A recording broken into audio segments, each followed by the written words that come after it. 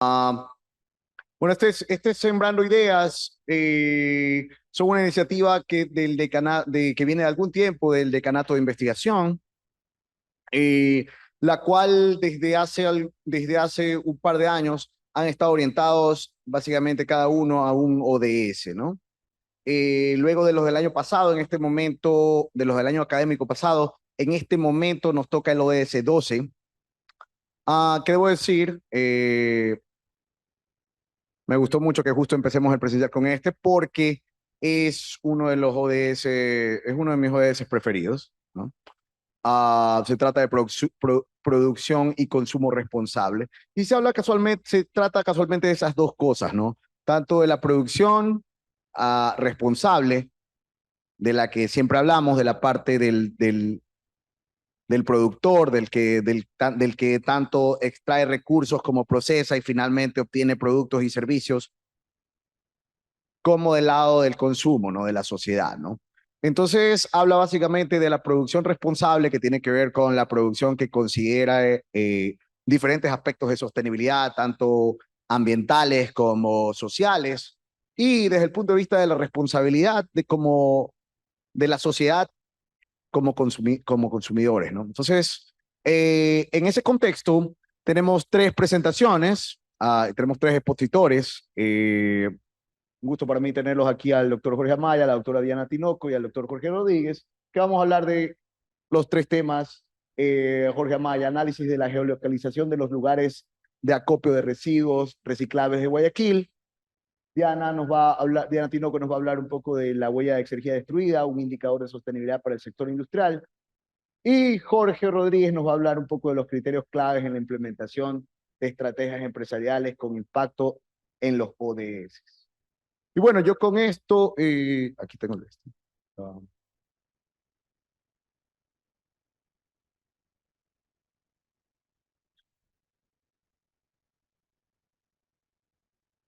no está funcionando el clicker.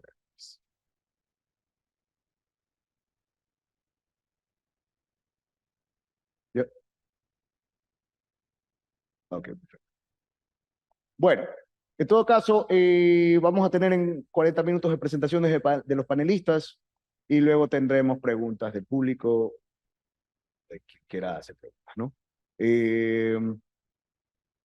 Importante, estos son opiniones de los canales. Tenemos primero al doctor Jorge Amaya, que es profesor titular de la FINCP y tiene un doctorado en Ingeniería Industrial, Diseño, Producción y Medio Ambiente.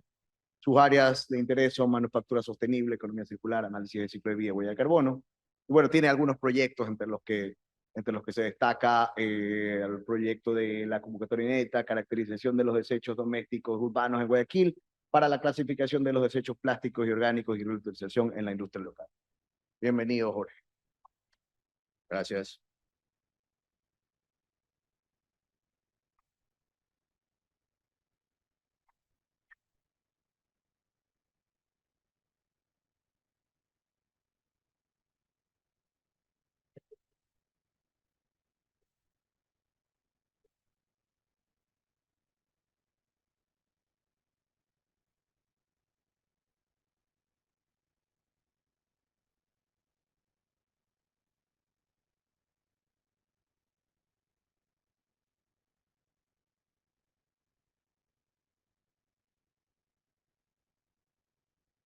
Buenas tardes con todos. Sí, primeramente, muchas gracias al Decanato de Investigación por invitarme. Eh, el, el taller Sembrando Ideas, pues siempre lo he seguido y para mí verdaderamente es un placer estar aquí. ¿Ok? El tema que se ha seleccionado el día de hoy es análisis de la geolocalización de los sitios, lugares de acopio de los los residuos reciclables en Guayaquil.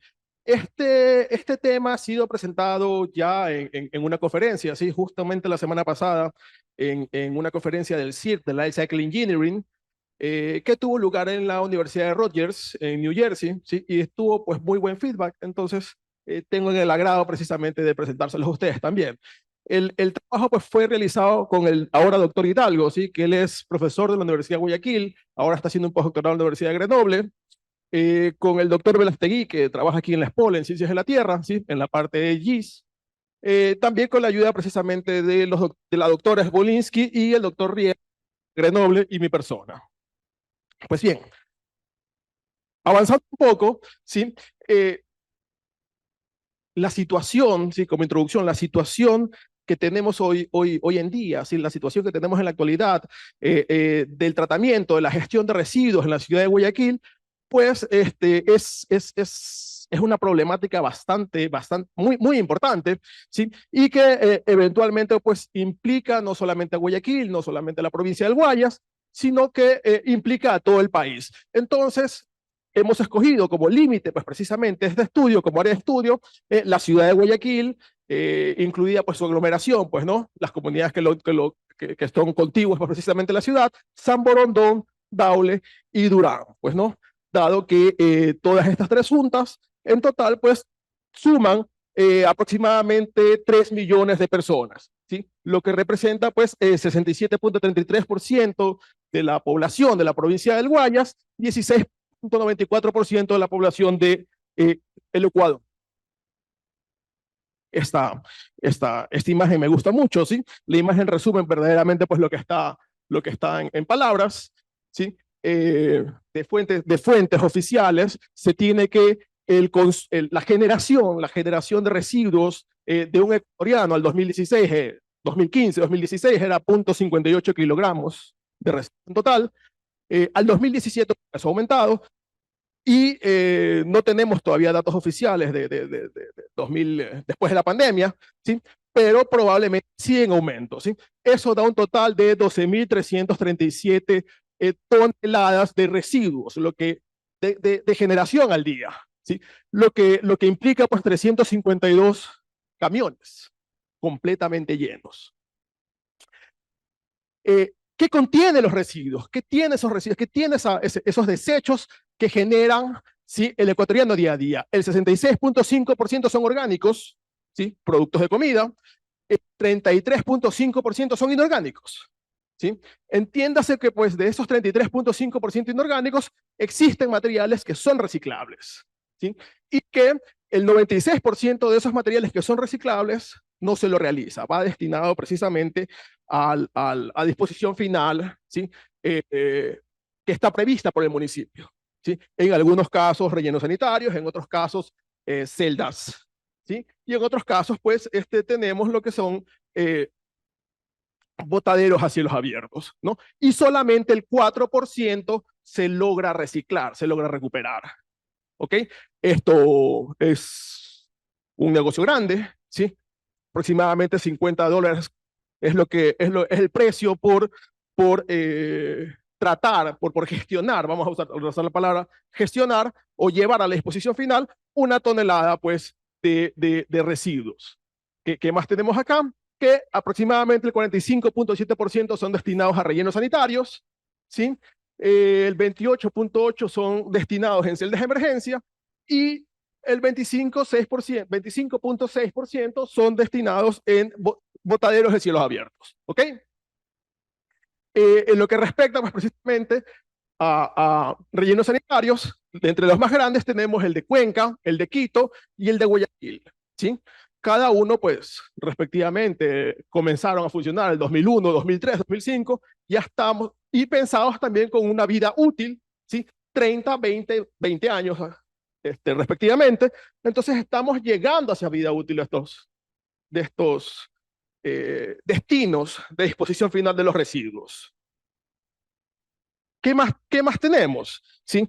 Tenemos pues básicamente que existen diferentes modelos para reciclaje de residuos, ¿sí? Y para que esto pueda ser efectivo, sitios de acopio son necesarios precisamente para poder optimizar, ¿verdad? Optimizar la recolección, optimizar lo que corresponde a la clasificación y también pues tener un buen transporte hacia los recicladores.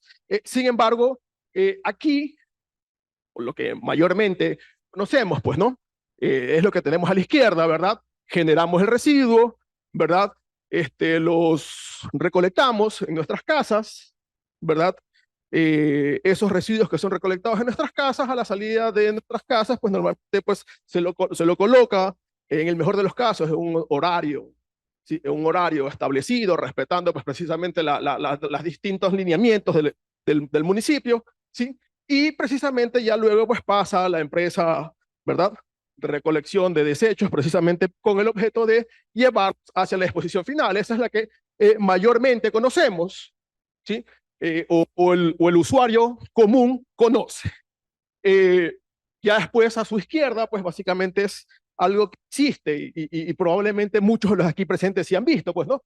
Que en realidad, pues lo que aquí tenemos son recicladores, ¿no? Recicladores informales, informal waste pickers,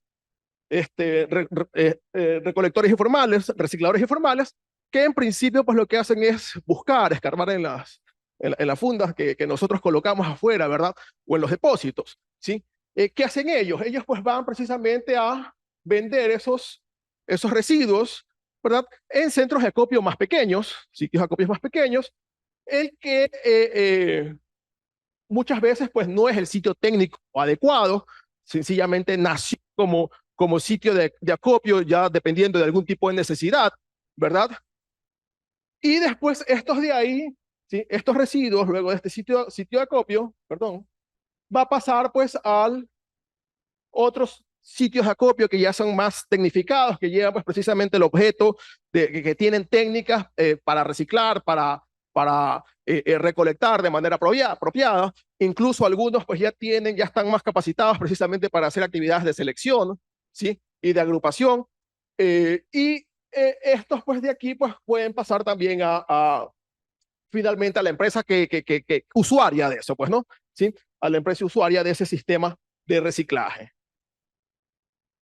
Entonces, con esta introducción, con este contexto, ¿sí? Este artículo científico pues, se presenta o se proyecta a tratar de contestar dos preguntas, ¿no? ¿Cómo cuantificar los tipos y cantidad y los tipos, cómo cuantificar, cómo caracterizar los tipos y cómo cuantificar las cantidades de materiales que son reciclables y llegan hacia los sitios de acopio, ¿sí? Y por otro lado, cómo generar mapas de calor, ¿sí? Si vamos un poco antes de eso, ¿dónde están? ¿Sí? ¿Dónde están estos sitios de acopio? ¿Verdad? Si existen, yo creo que cuando manejamos alrededor de la ciudad, pues sí vemos pues, en nuestros trayectos pues, locales, ¿verdad? Pero formalizarlos, ¿sí? La traducción, en realidad, cuando hice la traducción al español del título del artículo, el artículo se usa la palabra formalizarlo. Formalizarlo de por sí ya es un problema que tiene los diferentes municipios, ¿sí? Formalizarlos, y no me hablo precisamente de formalizar su actividad económica, ¿no? Formalmente saber dónde está. Entonces, bueno, para resolver este tema, se ideó un cuestionario, ¿verdad? Un cuestionario que vaya a registrar pues, diferentes datos de una encuesta y que la encuesta permita al mismo tiempo guardar datos de geolocalización, ¿verdad? De cada uno de los sitios de acopio. La encuesta consta pues, precisamente de tres partes: atributos personales del propietario del sitio de acopio, ¿sí? La información general del sitio de acopio per se, ¿verdad? Y también pues la información de las actividades, pues, ¿no? ¿Sí? Del ejercicio del acopio, de la recolección o del storage, ¿sí? Del acumulamiento, pues precisamente del residuo dentro de su predio. Por otro lado, ¿sí? Se tuvo que encontrar gente que nos ayude precisamente a realizar esta encuesta, ¿sí? Y se tuvo 150 voluntarios, ¿verdad? 150 voluntarios que participaron en la identificación y entrevista a los propietarios del sitio, ¿sí? Entonces, pues para eso se explicó el alcance del proyecto de los voluntarios. Cada voluntario durante 2 semanas específicamente buscó cinco de los buscó 5 sitios de acopio con sus propietarios, ¿sí? Los registró con su participación en el cuestionario, ¿sí? Se validó que las empresas o los sitios de acopio, ¿sí? Que se encontraron, pues los haya precisamente, correspondan pues, a las ciudades del área, pues, ¿no? ¿Sí? Se capacitó a los voluntarios y finalmente pues, se continuó con las entrevistas, ¿ok? De ahí, pues, toda esta información fue tratada mediante Excel y también con ayuda, pues, precisamente de herramientas de GIS, se generó mapas de calor que me permitieran pues precisamente predecir la afectación o estimar la afectación por área, ¿verdad? Al momento de encontrar o al momento de situar un determinado sitio de acopio, qué área pues podría ser la influenciada. Y para esto pues se utilizó modelos de distancia inversa ponderada, ¿sí? Herramienta bastante preliminar, ¿verdad? Para el momento, pero al mismo tiempo pues rápida de usar y que no necesariamente pues considera errores de predicción. Sin embargo, pues para este primer ejercicio, ¿sí? Donde lo que más interesa es establecer o definir una metodología pues, para definir o para identificar, para formalizar los sitios de acopio, es correctamente usable, ¿sí? Y finalmente, pues el estudio se lograron generar mapas de calor de los identificados 6 tipos de residuos más recolectados. Entre estos, pues, cobre, chatarra, periódico, cartón corrugado, botellas de PET y finalmente PVC. Bueno, aquí, ¿sí? Ya creo que con el tiempo, pero unos cuantos resultados, ¿sí? Unos cuantos resultados, pues básicamente los datos que se logran obtener mediante el cuestionario, pues, ¿no? ¿Sí? Básicamente, pues datos del personal, del propietario, ¿sí? Que siempre son interesantes desde un punto de vista sociológico, ¿verdad? Ciertos datos respecto al sitio, ¿verdad? Estatus del sitio de acopio, el tipo en qué estado está la prioridad, pues, ¿no? Número de empleados, a cuánto se genera empleo, pues, ¿no? La capacidad de almacenamiento, ¿verdad? Y ya después se cuantificó, pues, lo que les decía, pues, ¿no? Cuántas de estos sitios de acopio, pues, pueden almacenar tantas cantidades, o cuántos de ellos almacenan tantas cantidades de tal metal, especialmente, ¿sí? Perdón, es acá. Cartones, papeles, ¿verdad? Plásticos. Lo que más me resulta interesante es lo que les comentaba aquí, ¿verdad? Poder lograr generar o poder ubicar estos sitios de acopio en los 4 sectores que les había mencionado. Pues, ¿no?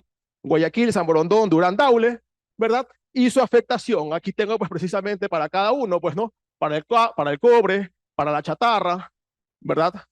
Para el periódico, para el cartón corrugado, para botellas de, ¿sí? Y para el PVC, pues verdaderamente las zonas afectadas gracias a los sitios de acopio que fueron seleccionados. ¿Ok? Entonces, podemos desde ya concluir que en realidad, pues, el número de sitios de acopio principalmente, pues, es insuficiente. ¿Sí? Unas cuantas conclusiones de esto. Pues bueno, los residuos más reciclados fueron por chatarra periódico, cartón corrugado, botellas de PET, ¿verdad? Y PVC. Lo que les decía, la recolección es insuficiente, los puntos de recolección en las calles no tienen control, ¿sí?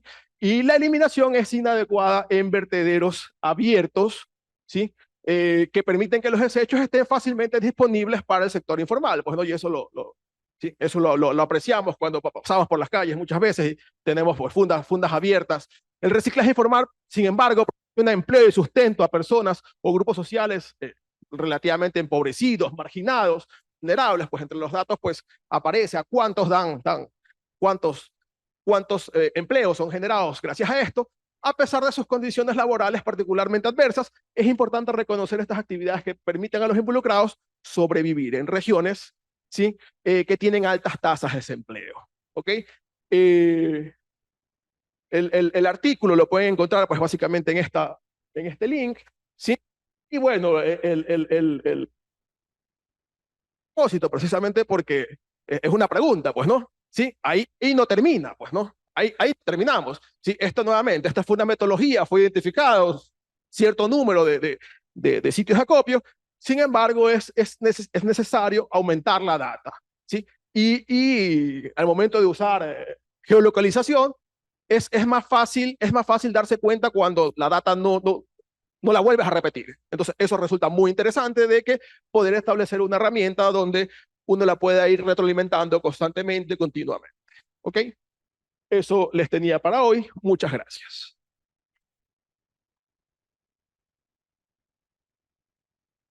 Muchas gracias, Jorge. Las preguntas las hacemos al final para todos. Muchas gracias, Jorge. Sí, sí. Señora, para que puedas ver. Eh, Ahora tenemos a la doctora Diana Tinoco, es profesora de la Facultad de Ciencias Naturales y Matemáticas, del área de Ingeniería Química, es también investigadora del CERA, Centro de Energías Renovables y Alternativas de la POL, bueno, es doctora en Ingeniería Química, tiene una maestría en Tecnología Industrial y bueno, ha trabajado en algunos proyectos de investigación en colaboración con plantas del sector industrial para análisis y optimización exergética y económica de procesos de evaporación, secado, extracción, entre otros, así como para el diseño de rutas de valorización energética de residuos agroindustriales. Bueno, bienvenida Diana. Adelante.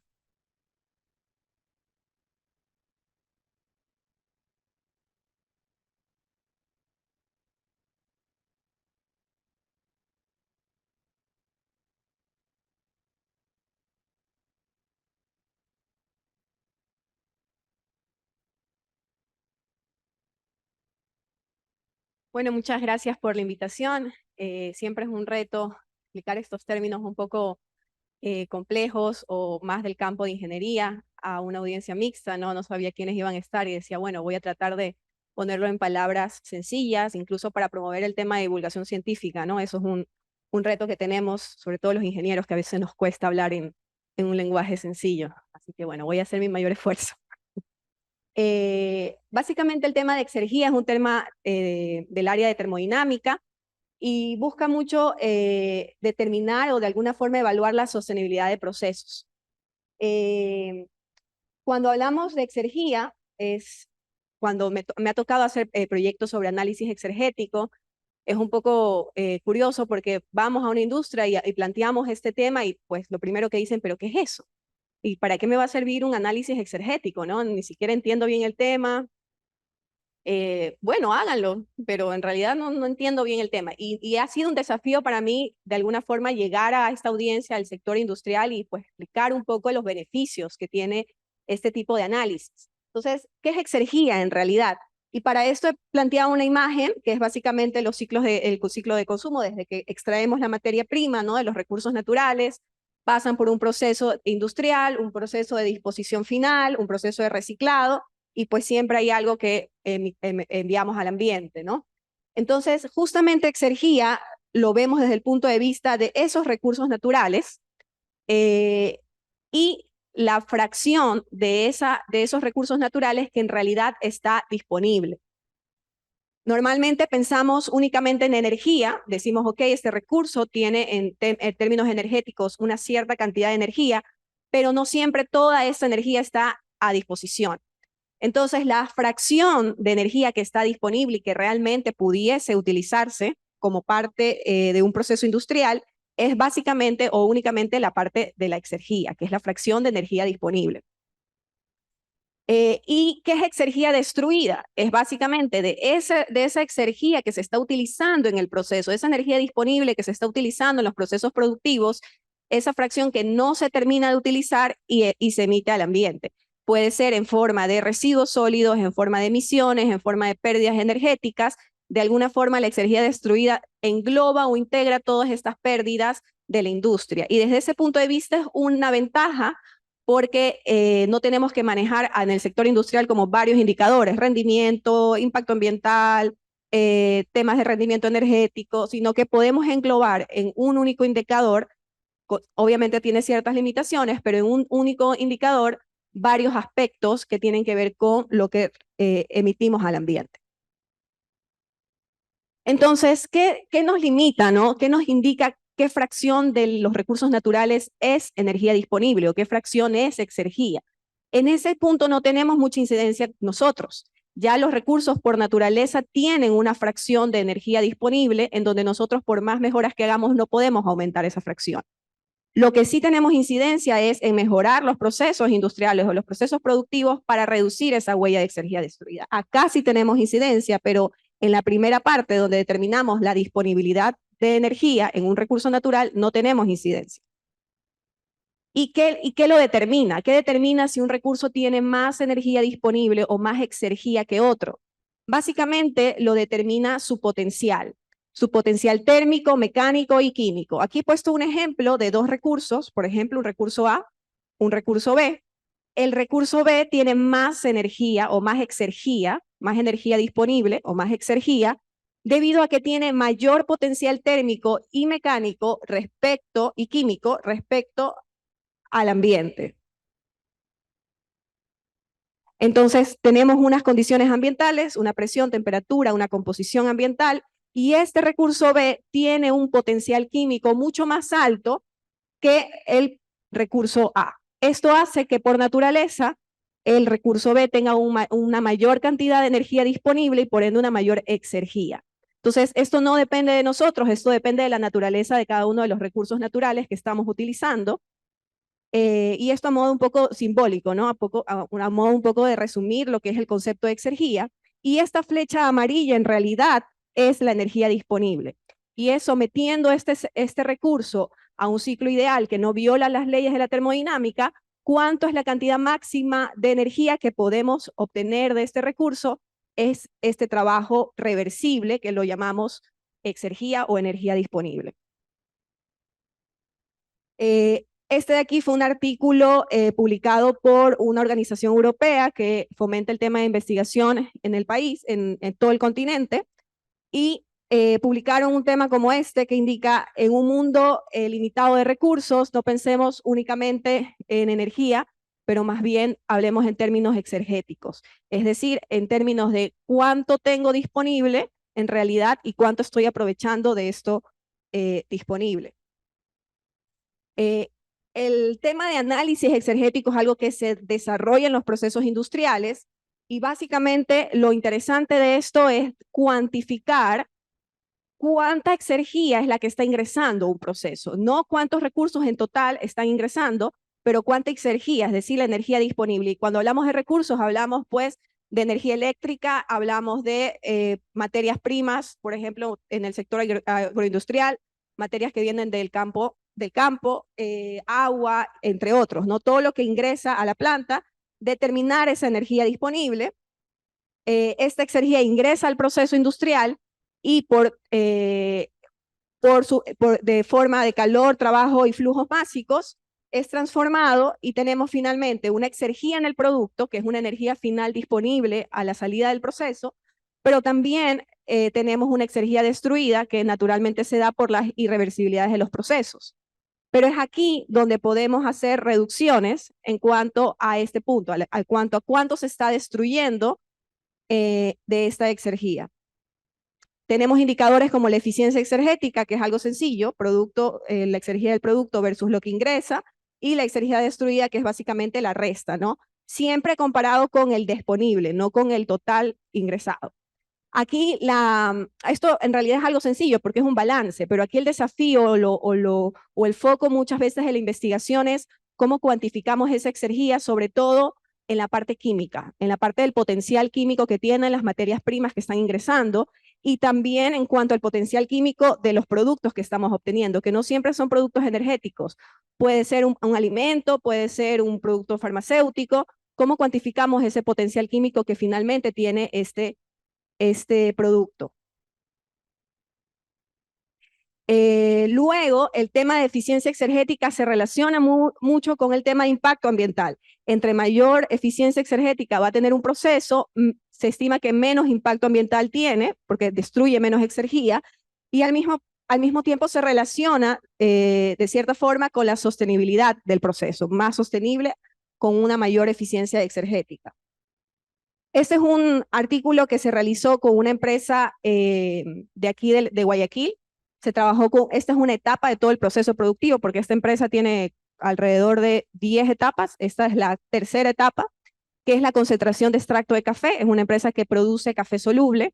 Entonces aquí hubieron algunos desafíos al momento de cuantificar la exergía química, el potencial químico de los granos de café, del extracto, de los sólidos solubles. Pero básicamente se caracterizó el proceso, se hicieron ciertos balances, se pudo estimar la exergía total que ingresa a esta etapa del proceso, el producto, la exergía destruida, la huella de exergía destruida por kilogramo de producto y la eficiencia exergética del proceso en total. Sin embargo, también se hizo a nivel de componentes, es decir, a nivel de cada uno de estos equipos, para poder observar qué equipos aportan más a esa exergía destruida. Pero este tipo de análisis se complementa mucho con un análisis exergo-económico. Un análisis exergo-económico busca cuantificar en dinero, en la parte económica, cuánto cuesta esa exergía destruida, cuánto cuesta cada kilojoule de exergía destruida. Y en este sentido es interesante porque, por ejemplo, un equipo A de la planta puede tener una exergía destruida de 200 kilojoule por hora, pero cada kilojoule, luego de hacer un análisis económico, estimamos que cuesta cada kilojoule destruido 0,1 dólares, por ejemplo. Entonces tenemos un total de 20 dólares por hora. Para el componente B, destruye menos exergía destruida, pero en este componente, por temas de costos de inversión y costos de operación y mantenimiento, el costo de cada kilojoule es mayor. Termina siendo, representando esta menor exergía destruida, un mayor costo para la empresa. Entonces, muchas veces este tipo de análisis permiten tomar decisiones en cuanto a prioridad, ¿no? A pesar de que el componente A tiene una mayor exergía destruida, tal vez conviene centrarnos en un equipo que no necesariamente tiene mucha exergía destruida, pero sí afecta a los costos operativos totales de la planta. Aquí se mezcla un poquito, pero en esta es una gráfica en donde se hizo un análisis exergo-económico a uno de los equipos que es el evaporador doble efecto. Esto es del evaporador del primer efecto. Y se evaluó cómo la temperatura del evaporador, al irla variando, terminaba afectando a la cantidad de exergía que destruía ese evaporador. Y asimismo se trató de evaluar el costo del producto, ¿no? Y entonces podemos ver en el primer eje, que está la exergía destruida, cómo la exergía destruida comienza a reducirse con un aumento de temperatura en el primer efecto, pero el costo del producto tiene un comportamiento distinto, y con esto podemos, de alguna forma, por este análisis de sensibilidad, que lo llamamos como análisis de sensibilidad, ver cómo afecta una variable de operación a indicadores finales. Podemos determinar tal vez la temperatura más adecuada de operación por ejemplo, de un evaporador, del primer efecto de un evaporador, tomando, por ejemplo, en este caso, me parece que son 50 grados centígrados, que es donde menos exergía destruimos y el costo de producto se reduce. Otros estudios que hemos realizado en temas exergoeconómicos ha sido el análisis de la producción de syngas y biodiesel, que son biocombustibles, a partir de justamente el residuo que tienen ellos, que es el bagazo de café. También a sistemas de trigeneración, que lo que buscan es proponer sistemas integrados de generación de vapor, de refrigeración y de potencia en una planta, que normalmente las plantas en el Ecuador tienen estos utilities o facilities que le llaman, de forma desintegrada, ¿no? Tienen un caldero, tienen un ciclo de compresión, tienen un motor a diésel de forma desintegrada, pero los sistemas de trigeneración permiten integrar estas corrientes de calor y de alguna forma reducir la exergía destruida también. También se ha hecho otras etapas del proceso, por ejemplo, el secado spray del café. Se ha hecho también con otro tipo de residuos, con bagazo de cebada, también a los procesos de extracción de aceite. Y también se realizó una optimización exergoeconómica de lo que les mostraba al evaporador doble efecto. En temas de optimización es súper interesante el tema exergético, porque al final la parte del análisis exergético más que nada es un diagnóstico que nos dice cómo está la planta, ¿no? Pero la parte ya de optimización es justamente esa mejora, y la optimización la podemos hacer variando condiciones de operación, como lo que veíamos en la temperatura del primer efecto del evaporador, pero también proponiendo rediseños y evaluando en estos rediseños cómo mejoran estos indicadores. Entonces, en conclusión, vemos que esa huella de exergía destruida en realidad nos proporciona a las empresas una información acerca de su sostenibilidad, qué tan sostenibles están siendo, y al mismo tiempo funciona como una herramienta para tomar decisiones y priorizar dónde puedo invertir o vale la pena invertir en mejores tecnologías o en modificaciones en mi proceso para reducir esta huella. Y también, por otro lado, la optimización exergética justamente me ayuda a incrementar la eficiencia en el uso de recursos naturales. Y todo esto, de alguna forma, aporta a este objetivo que es el que estamos viendo el día de hoy de producción y consumo responsable. Muchas gracias.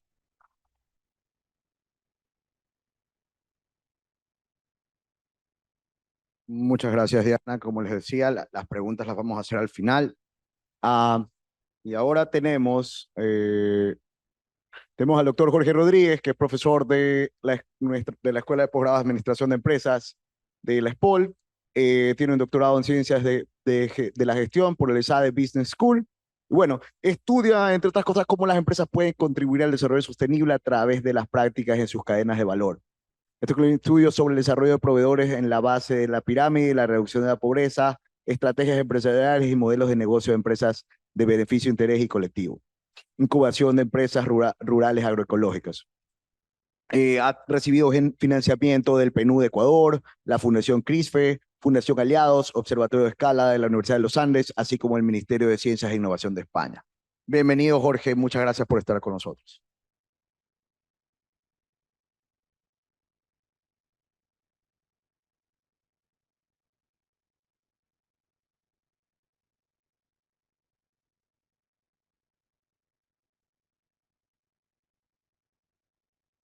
Ok. Bueno, muchas gracias Ángel y al Decanato de Investigación por esta invitación. Les quería compartir una foto del campus. Muchos aún está vacío, ¿no? Estamos ahí todavía nosotros. Para los que aún había vida en el campo Las Peñas, este solo es un gentil recordatorio de aún estamos ahí. Así que solo un poco para matizar esto, ¿sí? Eh, bueno, básicamente cuando me invitaron a hablar sobre el ODS 12, no sé si no, pero nosotros a nivel de facultad estamos trabajando fuerte en lo que es el ODS 12.6. Ustedes pueden ver, es una de las metas de los ODS que justamente trata de promover la contribución empresarial al desarrollo sostenible y cómo tratar de invitar a más empresas a que implementen prácticas de sostenibilidad empresarial. Y básicamente he decidido enmarcar mi charla en ese componente, un poco contextualizando qué están haciendo las empresas en Ecuador en esa línea y en diversos casos de estudios que hemos realizado. Entonces, bueno, no sin antes contextualizar, ¿no? Algo que les cuesta bastante a la empresa situarse en el gran discurso del cambio climático o en el gran discurso de los problemas de la pobreza. Si al final del día el empresario dice que a él se lo mide por el retorno sobre, y eso básicamente está a nivel de su estado de resultados, de pérdidas de ganancias. Lo que sucede a nivel de cambio climático y ciencias ambientales es a nivel planetario. Pero y quizás contextualizar cómo las empresas pueden tener un rol en esto, es importante entender en dónde se generan esas emisiones y cuáles son los sectores que están teniendo una mayor incidencia. Bueno, el último reporte, sí creo que no ha sacado nada aún el 2023. Ustedes podrán ver que la gran cantidad de emisiones de CO2 están concentradas en las actividades industriales, bueno, no se refleja, ahí está, en las actividades industriales, básicamente las emisiones por deforestación, y en también electricidad, y esto pues obviamente directas vinculaciones con el uso de edificios. Perdón, me confundo con esto. Ok, entonces hemos podido ver cómo ha sido el crecimiento y básicamente el 80% de las emisiones de CO2 están asociadas a actividad industrial y o sea, directamente por emisiones propias de la organización o incluso entre su cadena de suministro. Algo que en América Latina, esta región, las emisiones están por actividades de agricultura, cambio de uso de tierra.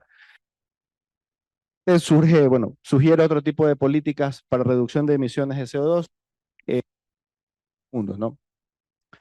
Y en esa línea o en ese discurso, perdón, en ese contexto,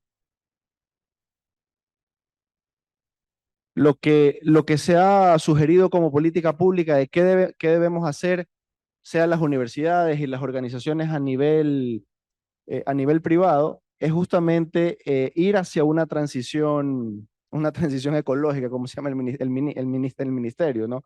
Y justamente una transición ecológica en el sentido que debemos de reducir las emisiones de CO2 a la misma tasa que se han establecido o que se han señalado en el acuerdo. Y realmente ese es el sendero que debe de buscarse, ¿no? Entonces ahí desde el 2000, alrededor del 2019, hay una iniciativa que se llama, en inglés son Science Based Targets, que básicamente es una agenda de trabajo para que todas las empresas a nivel global establezcan una agenda de trabajo de cómo reducir, un sendero de cómo reducir sus emisiones de CO2, de tal manera que no logramos que todo el stock de CO2 que está en el planeta llegue más allá del límite necesario para mantener la temperatura global por menos 1.5 grados centígrados, ¿no? Entonces, lo que esta metodología es justamente que las empresas implementen un plan donde justamente su stock de carbono, de emisiones, no sobrepase lo que el planeta como tal viene, es como una especie de regla de tres realmente, pero donde justamente se trata de llevar es que las empresas no sobrepasen ese límite. Objetivos basados en la ciencia son este puente para conectar lo que está haciendo una empresa con lo que requiere el medio ambiente, y lo interesante, comienzan a ver objetivos basados en temas de diversidad. Pero viene por el lado de las empresas, ¿no? Entonces, una serie de estrategias que la UNEP sugiere de cómo hacer esto, habla justamente de reducir de cambiar los hábitos de las personas, la protección de ecosistemas, los cambios en el trabajo de las fincas, y justamente la incorporación de prácticas agroecológicas y de intensificación de agricultura sostenible. Y finalmente se habla justamente de descarbonizar las cadenas de suministro. Y aquí es un llamado de acción importante. Se está exigiendo a las empresas que sean más agresivas en cortar sus emisiones y ir ya de cuáles son las emisiones, ¿no? Habla mucho, se podría... Hola. Se podría decir que hasta antes de este acuerdo, de este Science Based Target, gran parte de las empresas se enfocaban en las emisiones de sus instalaciones, de su fábrica o de su propia empresa, ¿no? Pero dependiendo del sector, justamente comienzan a ver, se han realizado estimaciones donde se muestra que realmente el principal grueso de las emisiones está en la cadena de suministro de estas compañías, y de cuál es el suministro de energía eléctrica para estas compañías como tal. Entonces, el desafío de este llamado de acción es que las empresas deben reducir sus emisiones a estos tres niveles. En el protocolo de emisiones de gases de CO2 se habla de emisiones de alcance 1, emisiones de alcance 2 y alcance 3. Entonces, el verdadero desafío es que las empresas vayan más allá de sus instalaciones y justamente busquen la reducción de toda su cadena de suministro. Y en este sentido, se habla que estamos más o menos de 5 etapas de evolución de la sostenibilidad corporativa, desde una etapa de cumplimiento hasta una etapa de coevolucionaria. Y aquí es donde tenemos malas noticias. Hicimos un estudio en el 2019 y vimos más o menos había en ese entonces 300 grupos económicos en el Ecuador. De esos 300 grupos económicos, el 75% ni siquiera estaba en la etapa 1. Es decir, que el 75% ni siquiera estaba, digamos, no había empezado estos temas. Aún se estaban cuestionando si debían incursionar o no en esta línea. Y de ese 25% restante que había iniciado su tema de transformar o de iniciar hacia la sostenibilidad, el 80% dentro de ese 25% está en la etapa 1.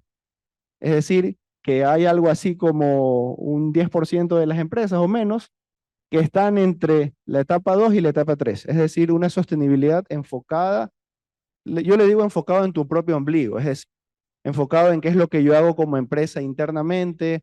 Yo solo mido de pronto cuánto es lo que estoy ahorrando por ciertas prácticas de reciclaje, o cuántas son las emisiones que estoy compensando por ciertos proyectos forestales, y realmente no hay una estrategia a nivel de sistemas, a nivel de sociedad, en temas de impacto social, o a nivel de ecosistemas en temas de pronto de abastecimiento de materia prima, o productos de acuicultura o agricultura en esa línea, ¿no? Entonces, la situación no pinta bien. Realmente tenemos muchas empresas que hasta el 2019 no habían empezado esta línea, Estamos actualizando esta línea base ahora al 2022. Sí han habido ciertos avances, pero todavía no, solo las multinacionales estamos viendo que están avanzando en una línea más hacia lo, digamos, en un punto intermedio entre lo sistémico y lo regenerativo. Y desafortunadamente muchas empresas de capitales locales están todavía en esta etapa de business center, ¿no? Donde básicamente están enfocándose en reducir lo que hacen mal, en reducir los impactos negativos y en vez de avanzar hacia una agenda un poco más proactiva, hacia una agenda justamente con objetivos basados en la ciencia, en materia de reducción de emisiones y en materia de conservación y protección de la biodiversidad. Entonces, teniendo esto en mente, nosotros necesitamos más empresarios, nosotros necesitamos más líderes empresariales, gerentes, zonas en consejos directivos, que manifiesten estos compromisos de alcanzar objetivos basados en la ciencia en materia de CO2 y en materia de biodiversidad, y en materia de proyectos sociales, justamente alinearse a las agendas locales, sea a nivel de GATT o a nivel país, para poder cumplir objetivos asociados a reducción de la pobreza, reducción de la desigualdad económica o reducción, o el tema de promover la igualdad de género, ¿no? Entonces, considerando todo esto, nosotros iniciamos una serie de estudios, una serie de casos de estudios en el 2000. Bueno, a diferencia de mis colegas, no hice nada muy elaborado, solo les voy a contar qué fue lo que aprendimos de esto y si tienen más preguntas al respecto, pues con mucho gusto lo conversamos. Nosotros empezamos una serie de casos de estudios en el 2015, hicimos unos casos de estudios longitudinales, empezamos con 5 empresas en el 2016 y comenzamos a monitorearlas anualmente para ver cómo iban avanzando en términos de qué prácticas estaban implementando, qué nuevas concepciones de estrategia de sostenibilidad estaban teniendo y qué cambios iban surgiendo, y justamente con entrevistas con cada una de las empresas tratar de entender por qué estaban adoptando esos cambios, ¿no? Entonces, como resultado de ese análisis de contraste y comparación de estas 5 empresas, que obviamente no sigue una lógica de representatividad estadística, pero más que nada lo que queríamos entender era el proceso longitudinal, un poco llegamos a estas lecciones, ¿no? Entonces, lo que vimos es que aquellas empresas que tenían, bueno, realmente aquellas empresas de esas 5, encontramos una empresa que tiene a la actualidad objetivos alineados con el Science Based Targets en materia de carbono, en materia de biodiversidad. Encontramos una empresa que tiene por ahí unas prácticas aisladas con ciertos indicadores a nivel de ecosistema, y prácticamente 3 empresas que estaban trabajando a nivel enfocado solamente en su firma, ¿no? Entonces, como resultado de este contraste y comparación, vimos que aquellas empresas que tienen esta lógica de contribuir hacia los ODS, de tener Science-Based Targets, son empresas que tienen una lógica quizás más orientada a desarrollar productos, servicios con impacto. Entonces comienzan a incorporar estos criterios ambientales en el diseño de sus productos de innovación, y comienzan justamente a concebir productos que a lo mejor aún no tienen una demanda estable en el corto plazo, pero realmente como estas empresas trabajan con mucha planificación de escenario, viendo qué va a ocurrir al 2030, al 2050, y cómo los escenarios regulatorios en materia de economía circular y en materia de impuestos de carbono se van a dar en los siguientes años, estas empresas tienen un enfoque un poco más proactivo y deciden invertir en este tipo de productos para un poco estar listos cuando estos escenarios se cristalicen, ¿no? Y lo interesante, que no es algo común de ver, es que este tipo de empresas tienen un horizonte de planeación hasta el 2050. Entonces tienen algunas ideas de cómo quiere llegar a que sea esta empresa el 2050, qué procesos de transición y adaptación van haciendo en el camino. Y lo interesante es que llevamos observando estas empresas, o sea, empezamos a entrevistarnos con ellos en el 2016, pero hemos recogido información de ellos desde el 2013. Y lo interesante de estas 2 empresas que les digo es que desde el 2013 hasta el 2023, que son casi 10 años, son sí, 9 años de información, básicamente no han cambiado ese escenario de largo plazo que se han establecido. Lo que van haciendo es ajustes presupuestarios en función del CAPEX que se les va liberando, el gasto de capital que se les va liberando cada año, pero van siguiendo esa trayectoria que se han planteado. Entonces, para esto es clave que su estrategia de negocio, su estrategia de sostenibilidad está anclada en la propuesta de valor. Aquí tenemos cursos de emprendimiento, es algo obligatorio en la SPOL, así que asumo que todos saben qué es la propuesta de valor de una empresa. Eso debidamente en el I3 Lab te lo enseñan súper bien. Entonces, de ahí eso lo interesante de ver es que justamente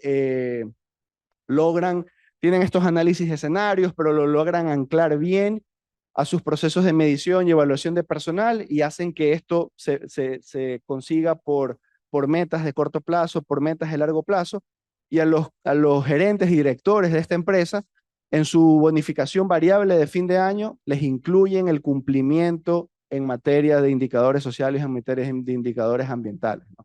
Entonces eso es clave, su remuneración está fijada para conseguir estos indicadores más allá de los indicadores tradicionales económicos. Tienen proyectos de descarbonización, tienen proyectos de biodiversidad, pero obviamente estos proyectos han sido planteados bajo una lógica de reducir el valor de riesgo de la empresa, ¿no? Básicamente hay un análisis de riesgo de cómo los activos están expuestos al cambio climático, de cómo sus activos están expuestos a riesgos asociados al cambio climático, inundaciones, sequías, disponibilidad de agua, sanciones ambientales por incumplimiento de la biodiversidad, entre otras cosas, ¿no? Entonces, al hacer esos análisis de riesgos y ver que el valor de sus activos puede estar comprometido en el largo plazo, justamente implementan este tipo de proyectos y le asignan el capital necesario para poder mitigar esos riesgos, ¿no? Cuando hacen la evaluación financiera, o sea, realmente estoy hablando aquí solo estoy hablando de una empresa, es una empresa muy sofisticada, es una empresa multinacional, donde justamente en sus herramientas de evaluación financiera ya incorporan criterios ambientales y criterios sociales, y es interesante ver cómo tienen bien integrados en sus balances las contingencias asociadas al cambio climático o las contingencias asociadas a variaciones en los precios a los precios referenciales de energía. Y finalmente, algo interesante, vimos que en tema de proyectos sociales, realmente, a diferencia de casi el 80% de proyectos sociales que vemos en las empresas, encontramos que los más adecuados son aquellos que logran, en la literatura le llaman alianzas intersectoriales integradas, donde básicamente son unas especies de joint venture entre empresa y fundación, donde justamente consiguen establecer una especie de tercera organización como resultado, digamos, de una especie de fusión entre estas dos, y logran establecer proyectos y programas continuos de entre 3 y 5 años con metas y objetivos en materia de indicadores y de impactos sociales. Y bueno, lo que aún tenemos que ver ahí es qué tan escalables pueden ser, pero digamos que sí se están generando impacto a nivel de comunidad. ¿Qué conclusiones? Temas de planificación estratégica, es importante incorporar escenarios y sobre todo escenarios de largo plazo, incluyendo los impactos del cambio climático. Esta propuesta de valor debe ser consistente al análisis de estos escenarios y a la transición que la empresa quiera hacer a esta visión de escenarios que ha desarrollado. Es importante la innovación de productos y servicios. Ahora, aquí esto es un tema importante, ¿no? Hasta el 2015, que fue la última vez que revisé una encuesta que hacía el INEC de empresas, menos del 1% de las empresas le asignaba recursos a la innovación. Entonces, cuando hablamos de que de una empresa está innovando en materia de sostenibilidad, es claramente una empresa multinacional, donde tiene su centro de innovación en Europa, y a través de ese centro de innovación en Europa se difunden todas estas tecnologías a todas sus subsidiarias, ¿no? Entonces ahí sí, claro, es qué tan replicable es ese finding, no lo sé. Eso sí es un área ahí de discusión, sobre todo de cómo empresas de capitales locales que no tienen acceso a ese know-how de innovación pudieran tener un espacio de experimentación para poder trabajar tecnología que les ayude a descarbonizar sus cadenas de suministro. Y ese es un desafío. Aquí realmente necesitamos otro tipo de investigación para ver qué solución puede servir en esa dirección. Gestión de proyectos con una lógica de impacto, evaluación financiera incorporando riesgos ambientales y sociales. Y yo creo que eso fue todo. Así que, listo. Muchas gracias. Bueno, muchas gracias, Jorge. Bueno, vamos a ir con la ronda de preguntas. Creo que me gustaría empezar primero si es que el público tiene preguntas, si no, a los otros panelistas, y si no, y al último iría yo. Entonces, no sé si alguien del público tiene alguna pregunta para alguno de los panelistas o algo. Daniel. Daniel, adelante.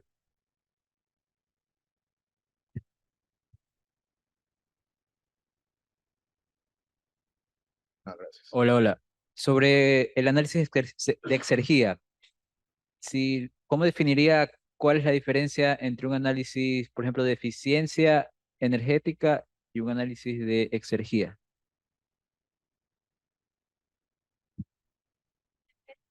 Básicamente lo que se analiza es, se cuantifica únicamente, se deja a un lado primero los recursos, materias primas y todo esto, y lo único que se analiza son el trabajo y el calor que está ingresando por medio de combustibles o por medio de trabajo eléctrico al proceso, eh, y no se cuantifica la exergía en términos de energía disponible en las corrientes de entrada y salida. Por ejemplo, el caso de exergía física, ya en términos más técnicos, es la diferencia de entalpía con respecto al ambiente menos la entropía, la diferencia de entropía. Cuando analizas en una corriente de materia o energía, básicamente haces un balance de energía, no restas esta parte de la entropía. Entonces, no estás comparando, o la eficiencia energética que estás obteniendo no es considerando las pérdidas por generación de entropía. Eso no entra dentro del cálculo. Pero cuando haces un análisis exergético, eso sí entra dentro del cálculo, eso sí se considera.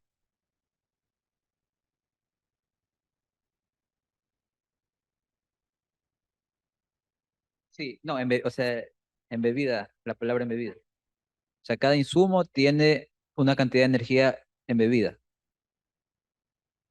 ¿Sería algo parecido?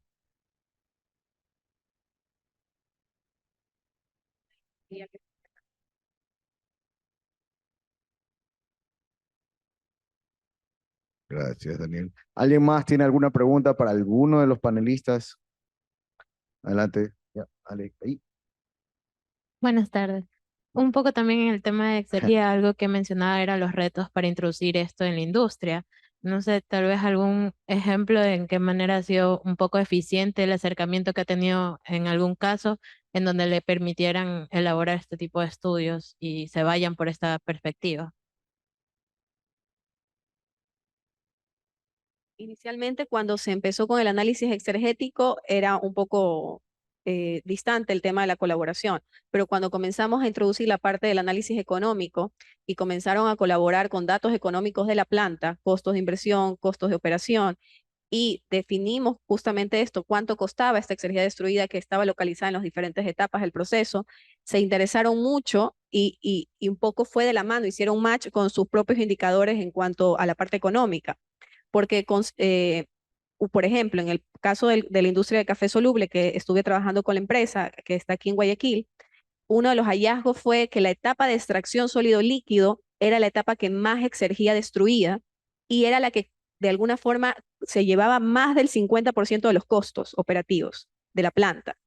Y justamente estaban causados por esa exergía destruida. Entonces, cuando vimos ese hallazgo y utilizamos un poquito de, bueno, ahí nos ayudaron otras personas en temas de Machine Learning a coger toda esa data histórica y ver las diferentes condiciones de operación que ellos tenían, se dieron cuenta que el rendimiento de extracción de los sólidos solubles del bagazo de café, de los granos de café tostado, eh, era muy variable. Y es justamente esa variabilidad hacía que muchas veces la exergía destruida suba. ¿Cómo utilizaron estos datos como un feedback para poder hacer mejoras? Y de hecho en eso estamos todavía para ver oportunidades de colaboración futuras. Se interesaron por optimizar el proceso de extracción con controladores. Ya ahí entra otro tema, pues, ¿no? Con temas de controladores para de alguna forma estandarizar esas condiciones de operación y que no fluctúen de un día a otro y se caiga el rendimiento y por ende suba bastante la exergía destruida, que estaba asociada con la generación de residuos, que estaba asociada con la generación del bagazo de café, que no se le aprovechaba y no se le sacaba al máximo esos sólidos solubles. Entonces, eso fue súper interesante. De hecho, ahora estamos en la etapa, ellos han empezado a hacer algunas mejoras en cuanto a poner temas de controladores, a cambiar algunos sensores dentro del proceso, pero estamos en una etapa de construir un extractor piloto, un extractor sólido líquido piloto, en donde se puedan hacer pruebas para mejorar la relación agua-café, las relaciones de alimentación, que eso ya es más operativo y no se lo puede hacer con los extractores a escala industrial porque hay que parar la planta y sale carísimo, pero modelando esto a escala piloto con un extractor sólido líquido, podemos encontrar esas condiciones de operación que permitan maximizar ese rendimiento y reducir esa exergía destruida. Ese es, por ejemplo, un caso. Muchas gracias. ¿Alguien más? ¿Alguna otra pregunta para alguno de los panelistas? Si no, ¿y el resto de panelistas tiene alguna pregunta para los otros panelistas? Bueno, Jorge, adelante. Sí, sí, por favor. Eh, en el caso de la exergía, cuando decían los precios eran megavatios, ¿verdad? O sea, decías el costo perdido o el costo generado por energía destruida. Eso no me quedó claro. ¿Cómo medían eso?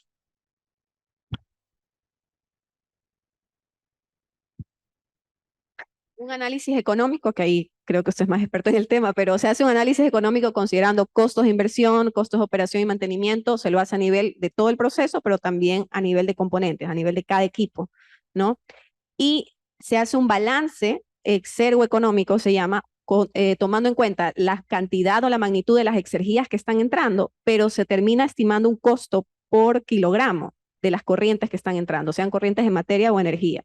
Entonces, esto se une y terminamos obteniendo por equipo el costo que conlleva cada kilojoule que se destruye en ese equipo. El costo por kilojoule es más o menos así. Y teniendo la cantidad total de exergia destruida, podemos saber un cost rate, como una velocidad de costos perdidos, por así.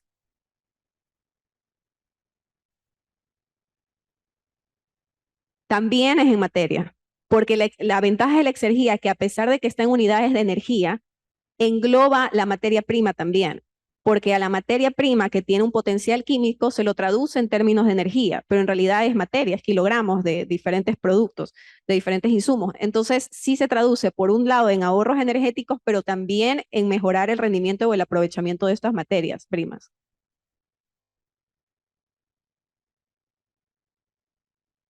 Sí, eso de los más sencillos, sí, ese es un ejemplo, ajá, pero no es lo único, no es lo único el ahorro energético. Porque el ahorro energético se lo puede hacer únicamente con un análisis energético y una optimización energética, pero el análisis energético va más allá que solo el ahorro energético, en realidad.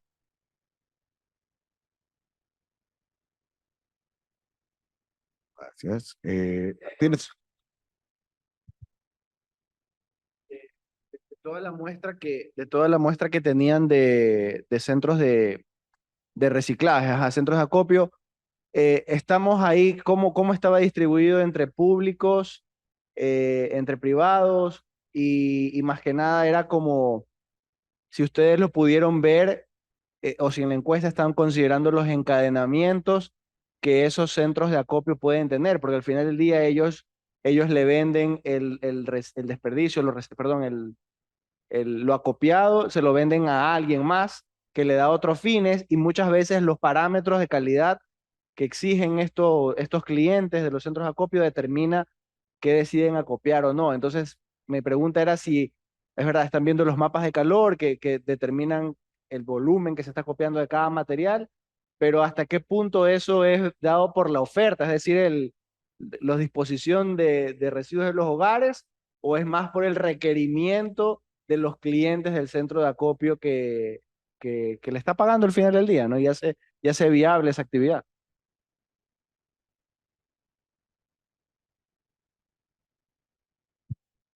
Bueno, muchas gracias por la pregunta. Sí, a ver, eh, se visitaron, ¿sí? Se visitaron ciertos centros de acopio de diferentes materiales reciclables.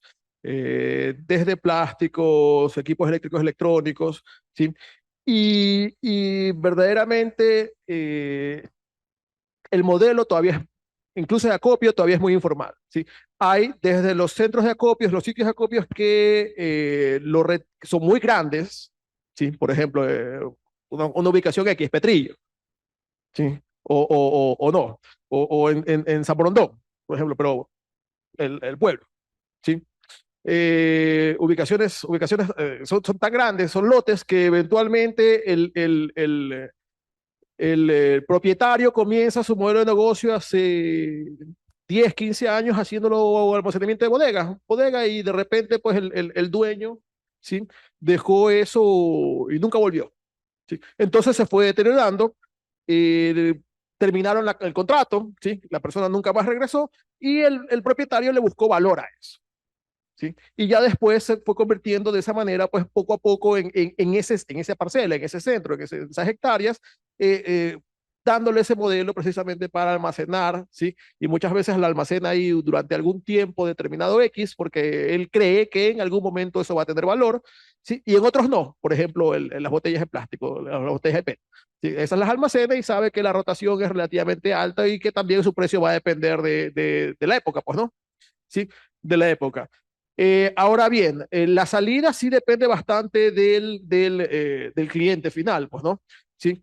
En los equipos eléctricos electrónicos, pues esto no hacemos reciclaje verdaderamente en Ecuador, ¿sí? Lo que se hace, pues, en algunos casos es un poco de refurbishing, cambio de partes, piezas, cojo 4 computadores y obtengo uno, ¿sí? Y lo devuelvo, pues, de alguna manera, pues, a alguna fundación, ¿verdad? Pero un proceso en el cual yo certifique que todas las placas y todos los componentes eléctricos electrónicos funcionen y estén adecuadamente, no hay. Entonces, normalmente esos equipos pues son almacenados precisamente para exportación y afuera se lo hace. ¿Sí? Entonces, lamentablemente, como no está formalizado, pues va a depender bastante del requerimiento del cliente externo y bastante de la empresa que lo está pidiendo. Otro ejemplo de material reciclable que se está pidiendo ahora bastante son EPS, ¿sí? Envases de EPS, pese a que eso no es muy pesado. En algún momento hice alguna presentación de la reciclabilidad de los envases de EPS, que son las tarrinas de comida, ¿verdad? Ya hay empresas que lo están reciclando, hay empresas que están incluyendo eso dentro de su cadena de producción, entonces está aumentando el acopio de ese tipo de material precisamente para dar a las empresas que requieren, que necesitan para poder continuar con su negocio, porque la legislación les obliga a aumentar año a año pues el porcentaje de producto postconsumo o de producto reciclable dentro de su composición. Entonces, va a depender, pues básicamente hoy por hoy de los fines del cliente final. ¿Ok? Eso. Muchas gracias. ¿Alguna otra pregunta? Bueno, yo tengo una pequeña pregunta primero para Jorge Maya. Jorge, en tu último slide, en las conclusiones, que dice, hablabas un poco acerca de que a pesar de que la práctica de los recicladores de base no es algo formal, finalmente constituye un ingreso, una fuente Una de ingreso, actividad económica, así es. una actividad. Tú, en este aspecto ya ya esto es una pregunta un poquito incluso fuera de tu investigación. Tu perspectiva, ¿qué crees que es más ideal, no? Tecnificar completamente el sistema de reciclaje, hacerlo completamente organizado, tener una compañía formalizada de esto, y a estas personas reubicarlas en otro lado, o tratar de darles cada vez más herramientas a estas personas para que se vayan poco a poco formalizando más. ¿Qué crees que es más eficiente? O sea, dentro de la creación del modelo, de la generación del modelo, primero siempre es necesario identificar cada uno de los actores, ¿sí? Y hoy por hoy, para nuestra realidad, ¿sí? Para nuestra realidad, para las condiciones que tenemos, ¿sí? Los recolectores informales son actores, ¿sí? Y son actores que tienen pues una gran cantidad o que conocen, tienen un conocimiento que nosotros no, que es dónde encontrar el residuo como Claro. tal. Así que si llegamos y un día pues nos ponemos a rajatabla y los sacamos del modelo, ¿sí? Cuidado y podría fracasar la tecnificación producto de la falta del recurso, del input de materia prima, en este caso los residuos. Entonces, es necesario contar con ellos, capacitarse, ver la posibilidad precisamente de tal vez formalizarse un poco más, no solamente por su actividad económica, sino por mejorar sus condiciones y calidad de vida. Yo siempre que veo estos casos, ¿no? Entonces también estoy en cuestiones de economía circular, veo esto de economía circular inclusiva y siempre me llama mucho la atención este tema, ¿no? O sea, a mí viéndolo muy desde afuera, como que dice, a veces a uno le parece, bueno, este sistema, muy aparte de que trates de darle cierta formalización, para mí deberíamos hacer algo, un sistema completamente nuevo, ¿no? Mucho más tecnificado, eficiente, y a estas personas definitivamente reubicarlas en otro lado o ponerlas, ¿sí me explico? O sea, porque finalmente son unas actividades a veces un poco hasta peligrosas, ¿no? Al final, eso es lo ideal, ¿sí? Claro, Pero hay un camino que cruzar antes de eso. claro. ¿Sí? Hay un camino que cruzar antes de eso. No podemos saltar, ¿sí? Saltar 20 años desde Claro. cuando nosotros estábamos en la universidad, que ya existe precisamente dicha actividad. Y nuevamente, ¿sí? Si vamos al slide donde la gran mayoría de gente tiene el modelo de recolección, pues va a ser uno únicamente, sale su funda, sale sus residuos y van los recoge Urbaceo y se los lleva y no pasa nada más. Y los que hemos visto, pues precisamente que existe esto. Entonces es llegar hacia un modelo híbrido primero y de ahí ir hacia la tecnificación, ¿sí?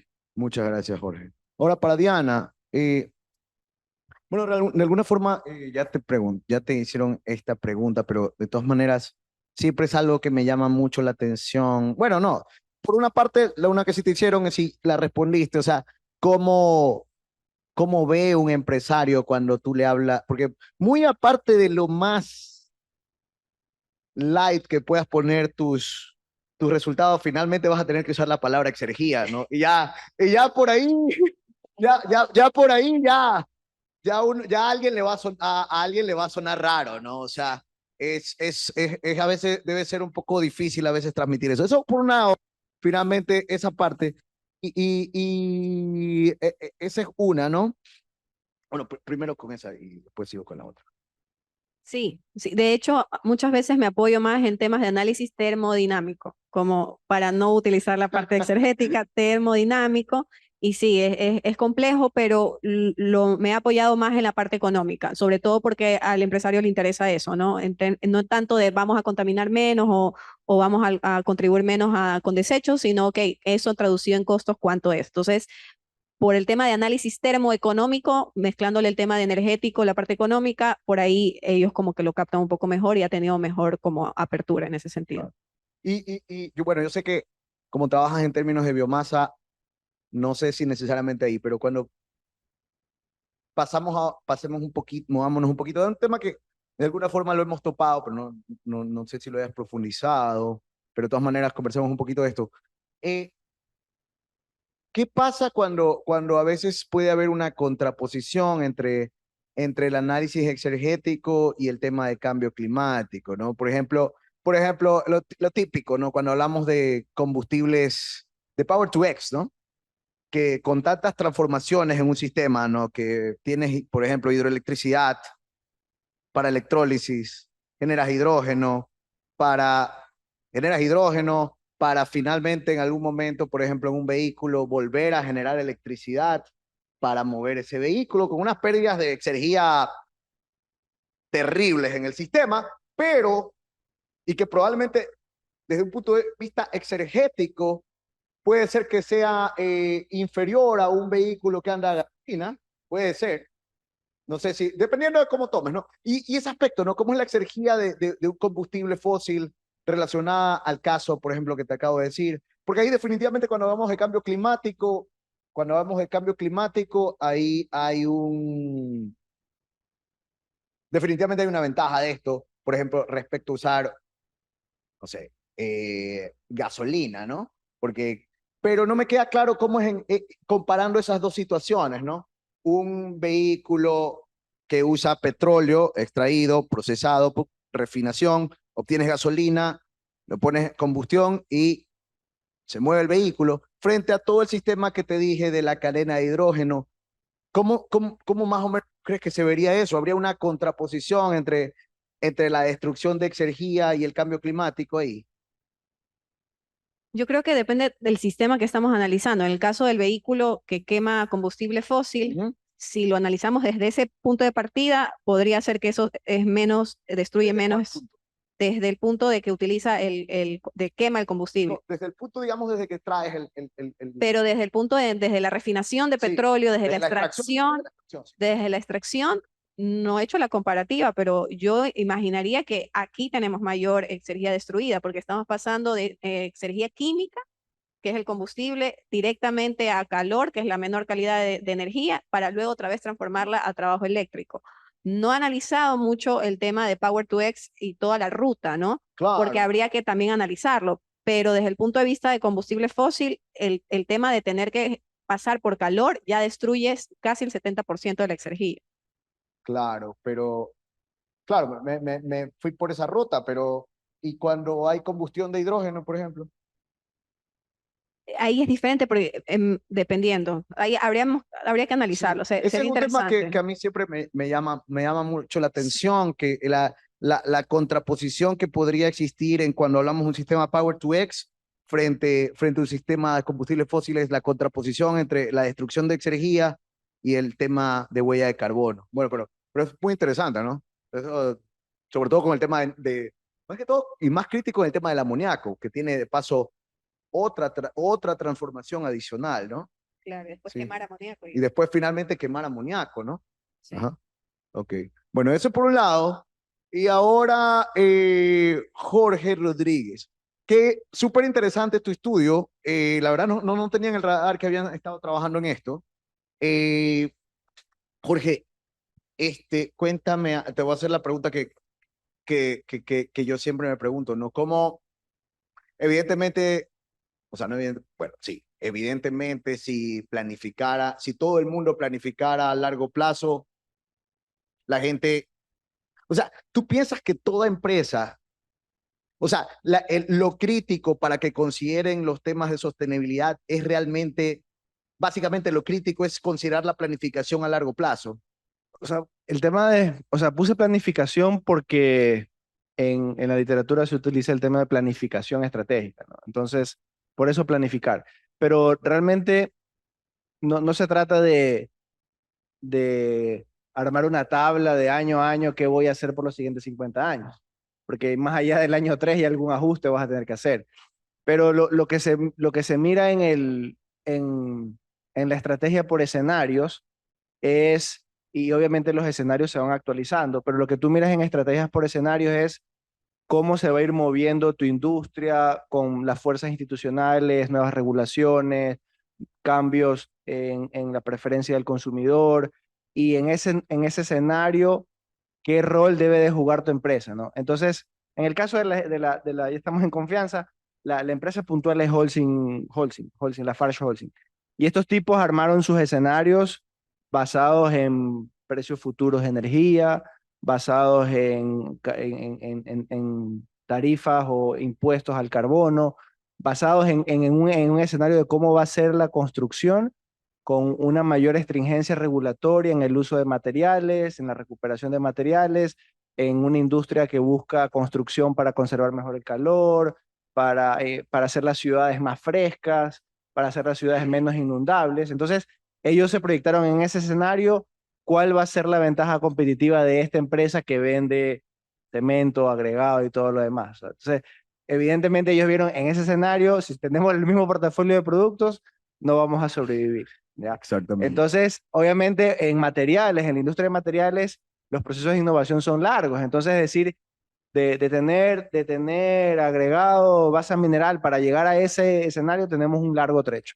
Entonces, ellos se marcaron una hoja de ruta para ir trabajando y ir descubriendo. Ahora, van descubriendo cosas, ¿no? Y tienen críticas. O sea, en la misma Suiza le hacen críticas a Holcim de que sus planes no son tan ambiciosos, de que deberían hacer más, pero de toda la industria cementera mundial son quienes mejor lo están haciendo y en la industria de materiales son los únicos que tienen trazado un objetivo al 2050 de reducción agresivas de emisiones, ¿no?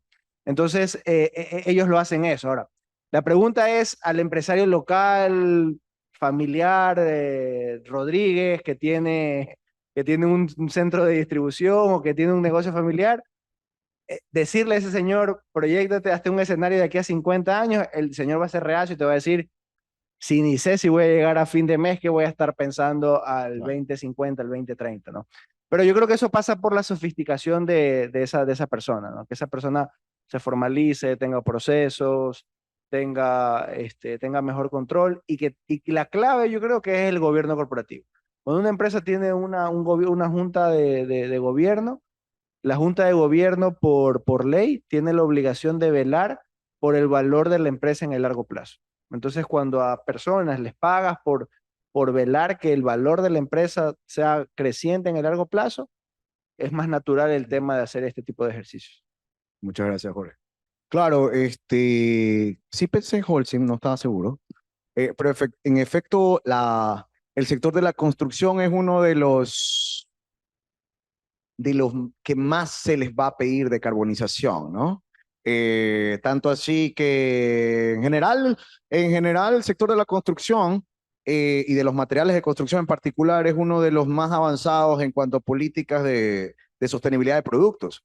De hecho, las primeras regulaciones que piden ya realmente análisis de ciclo de vida son las edificaciones, ¿no? En Dinamarca ya en 2 años ya tienes que tener, cada edificio tiene que tener análisis de ciclo de vida y por lo tanto todos los materiales de construcción. De hecho, la gran mayoría de declaraciones ambientales de productos son de hecho de materiales de construcción, cementicios, etcétera.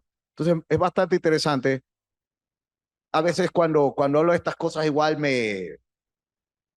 medio raro porque yo también pienso, o sea, también pienso definitivamente creo que no están, también pienso que no están haciendo lo suficiente, pero definitivamente es uno de los sectores que más se está moviendo, ¿no? Entonces, a veces, como tú lo dijiste, bien lo dijiste en tu presentación, ahora vienen las malas noticias. Definitivamente, a veces, cuando uno analiza un poco estas cosas, existen muchos retos y las cosas todavía no están en la dirección que esperamos que estén, ¿no? Bueno. Muchas gracias, Jorge. Muchas gracias, Diana. Muchas gracias al otro Jorge. Gracias a todos por estar aquí. Y bueno, como les decía, estará esto subido al YouTube. Y bueno, muchas gracias a todos. Gracias también obviamente, a todo el staff de Decanato de Investigación por la organización y a Alice, ¿no?